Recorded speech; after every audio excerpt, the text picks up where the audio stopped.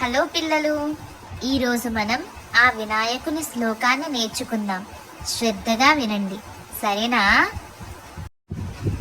వక్రతుండ మహాకాయ సూర్యకోటి సమప్రభ నిర్విఘ్నం కురు మే దేవా సర్వకార్యేషు సర్వదా.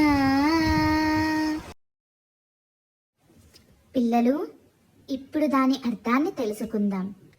వక్రమైన తొండము కలవాడును, విశ్వమంతటిని తన శరీరంలో నిలుపుకున్నవాడును, కోటి సూర్యుల కాంతితో ప్రకాశించువాడును అయిన నీకు నమస్కరిస్తున్నాము.